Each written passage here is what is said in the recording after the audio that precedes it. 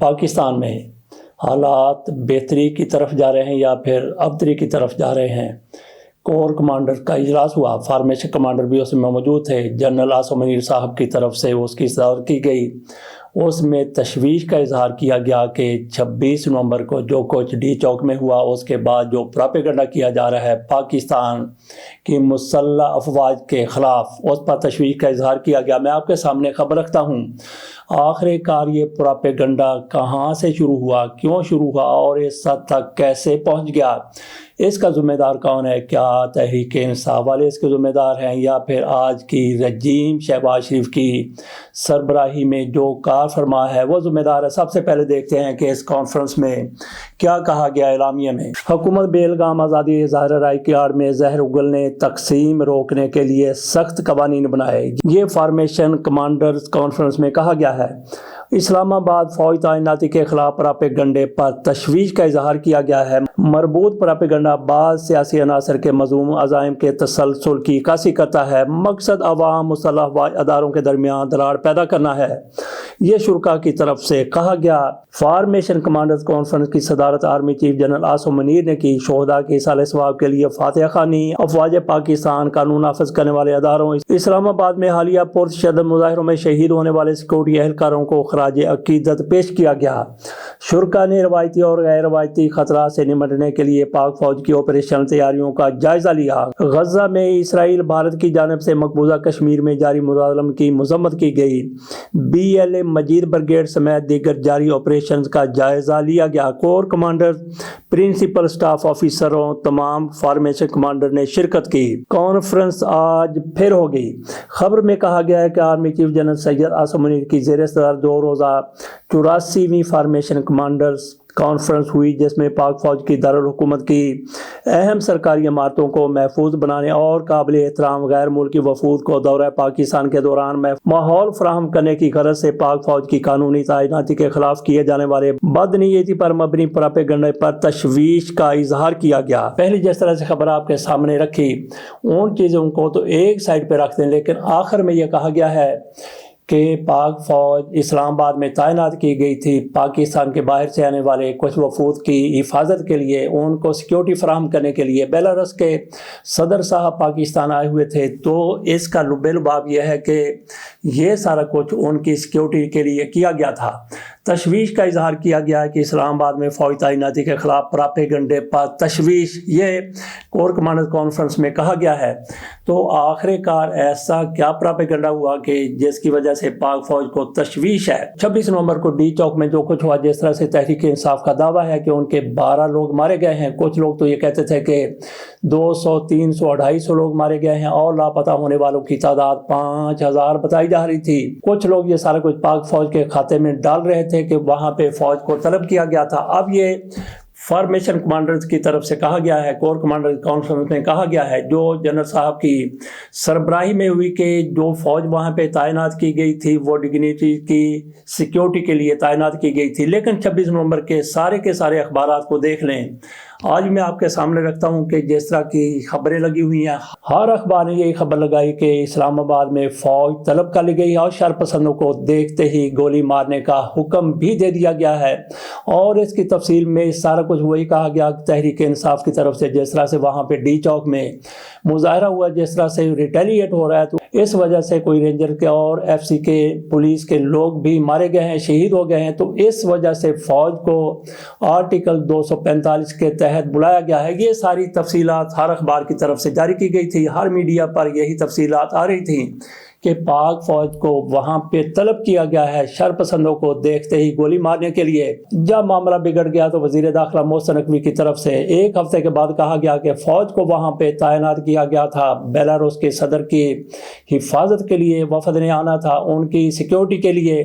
آج پاک فوج کی طرف سے بھی یہی کہا گیا ہے، لیکن سارا کچھ نوٹیفیکیشن باقاعدہ جاری ہونے کی خبریں آ رہی تھی کہ پاک فوج کو تعینات کیا گیا اور فوری طور پہ جیسے ہی شر پسند نظر آئے ان کو گولی مارنے کا حکم دیا گیا ہے۔ تو حکومت کی طرف سے یہ نوٹیفیکیشن کیسے جاری ہو گیا، کیسے ساری اخبارات کو، سارے میڈیا کو یہ خبریں فیڈ کر دی گئی اور پورے کے پورے میڈیا نے ایک ہی خبر چلائی کہ اسلام آباد میں فوج طلب شر پسندوں کو دیکھتے ہی گولی مارنے کا حکم جس بندے کی طرف سے، جس ادارے کی طرف سے یا نوٹیفکیشن جاری کرنے والوں کی طرف سے یہ سارا کچھ کیا گیا، وہی ذمہ دار ہیں اس پراپیگنڈے کے۔ نہ وہ خبر سامنے آتی، نہ کوئی ایسا پراپیگنڈا ہوتا۔ تو پاک فوج کو چاہیے کہ آج جو پراپیگنڈا ہو رہا ہے اس کی تہ تک پہنچ رہے ہیں تو پھر یہی لوگ اس کے ذمہ دار ہیں جن لوگوں کی طرف سے یہ نوٹیفکیشن جاری کیا گیا۔ نوٹیفکیشن جاری ہوا یا نہیں ہوا، لیکن میڈیا کو یہی خبریں فیڈ کی گئی تھیں۔ اگلی خبر کی طرف چلتے ہیں۔ کچھ لوگ کہہ رہے ہیں کہ شہباز شریف صاحب کی چھٹی ہونے والی ہے، نیا وزیر اعظم لایا جا رہا ہے، ملاقاتوں کا سلسلہ شروع ہو گیا ہے۔ مولانا فضل الرحمان صاحب سے پہلے فیصل وافڈہ صاحب ملے، اس کے بعد پھر رانا ثناء اللہ صاحب ملے، اور آصف علی زرداری بھی ایسی ملاقاتیں کرنے جا رہے ہیں۔ نجم سیٹھی کی طرف سے تو یہ بھی اڑا دی گئی ہے کہ آصف علی زرداری اڈیالہ بھی جا کے ملاقات کریں گے، اور ان کی طرف سے جاری کیا گیا ویلاگ میں یہ بھی تھمبنیل پر کہہ دیا گیا کہ نواز شریف بھی خان سے ملاقات کریں گے۔ ابھی خان کس خان کی بات ہو رہی ہے؟ کیا ولی خان کی بات ہو رہی ہے، اسوان یار ولی خان کی بات ہو رہی ہے، یا پھر عمران خان کی بات؟ جب آپ خان کی بات آج کل کرتے ہیں تو اس کا مطلب یہی لیا جاتا ہے کہ عمران خان۔ تو اس طرح سے باتیں یہ ہو رہی ہیں کہ شہباز شریف کی چھٹی ہونے والی ہے، ان کی جگہ نیا وزیر اعظم لایا جانے والا ہے۔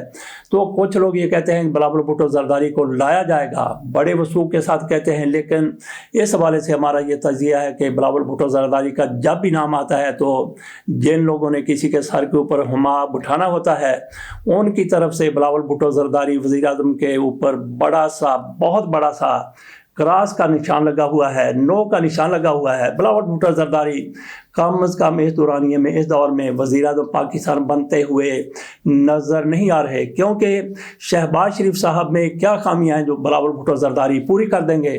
اصل میں ضرورت اس چیز کی نہیں ہے کہ پاکستان میں صورتحال بہتر ہو جائے، پاکستان کے حالات بہتر ہو جائیں، بلکہ ضرورت اس چیز کی ہے کہ جو بندہ وزیر اعظم ہو، جس کے ہاتھ میں سارے معاملات ہوں، جو چیف ایگزیکٹو نظر آ رہا ہو، وہ کس طرح کا فرما بردار ہونا چاہیے۔ تو شہباز شریف سے زیادہ فرما برداری اور کوئی سوائے ایک نہیں کر سکتا۔ اس کی بعد میں ہم بات کرتے ہیں بلاول بھٹو زرداری جس طرح کے بیانات دے دیتے ہیں تو یہ بالکل بھی ان کے لیے قابل قبول نہیں ہو سکتا جو کسی کے حوالے اقتدار کرنے پر مقتدر ہیں، کیونکہ بلاول بھٹو زرداری میں اتنی زیادہ سمجھ بوجھ سیاست نہیں ہے کہ وہ معاملات کو صحیح طریقے سے ٹیکل کر سکے، اور چلتے چلتے جس طرح سے پٹڑی سے اتر جاتے ہیں، کوئی پتہ نہیں کہ کس وقت وہ عمران خان کی طرح ان کے سامنے بھی تھوڑا سا کھڑے ہو جائیں۔ تو اس چیز کو دیکھتے ہوئے بلاول بھٹو زرداری پوری کوشش کر رہے ہیں کہ وہ شہباز شریف سے زیادہ فرما بردار ہو سکتے ہیں، لیکن جب نیچر کی بات ہوتی ہے تو کسی بھی لمحے بلاول بھٹو زرداری تھوڑا سا چھڑک سکتے ہیں، تھوڑا سا کھسک سکتے ہیں، تھوڑا سا ادھر ادھر ہو سکتے ہیں۔ اس چیز کو مد نظر رکھتے ہوئے بلاول بھٹو زرداری کی وزیر اعظم بننے کی دال گلتی ہوئی نظر نہیں آ رہی۔ باقی ایک سوال یہ بھی ہے کہ شہباز شریف میں آخر کار کیا خامی ہو گئی، کیا کوتاہی ہو گئی، کیا کسر رہ گئی کہ ان کو چھٹی کروائی جائے گی؟ بالکل کوئی کسر نہیں رہ گئی۔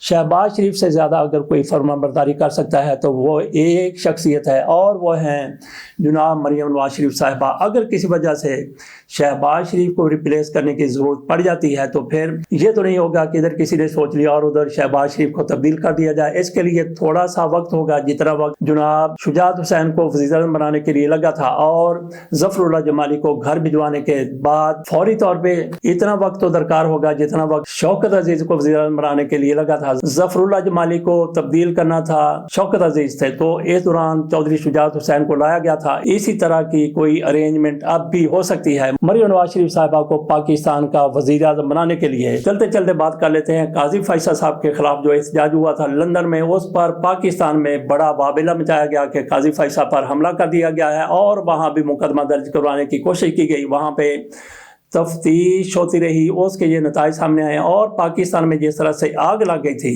فوری طور پر کہا گیا کہ ان کے پاسپورٹ ضبط کر لیے جائیں گے، ان کی شہریت ختم کر دی جائے گی، اور اس کے ساتھ یہ احکامات جاری بھی ہو گئے۔ وہاں پہ ڈاکٹر فیصل صاحب ہائی کمشنر ہیں، اور انہوں نے جیسے یہاں سے احکامات ملتے ہیں وہاں پہ کارروائیاں شروع کر دیں، الٹی اور سیدھی بازیاں لگاتے ہوئے نظر آئے، اور فوری طور پر یہ کیا گیا کہ 23 لوگوں کے پاسپورٹ کینسل کر دیے گئے اور ان کا نام سٹاپ لسٹ میں ڈال دیا گیا۔ اتنی زیادہ تیزی دکھائی گئی، لیکن اب وہاں کی پولیس کی طرف سے کہا گیا ہے کہ قاضی فیصل صاحب پر جو حملہ کیا گیا تھا اس میں کچھ بھی ایسا نہیں کہ قاضی فیصل صاحب کی لت ٹوٹ گئی ہو، بانھ ٹوٹ گئی ہو، یا کہ یہ الفاظ تو ویسے ان کی طرف سے استعمال نہیں کیے گئے، ان کی طرف یہ کہا گیا ہے کہ قاضی فیصل کو کسی قسم کا کوئی نقصان نہیں ہوا۔ اور یہ خبر کس نے دی ہے؟ جو قاضی فیصل صاحب کے ارشاد سے زیادہ وفادار ہونے کے لیے مشہور ہیں، جنگ اور جیو کی طرف سے یہ خبر دی گئی ہے کہ یہ کیس وہاں پہ برطانیہ میں بند کر دیا گیا ہے۔ تو اس کے ساتھ اجازت دیجیے، اللہ حافظ۔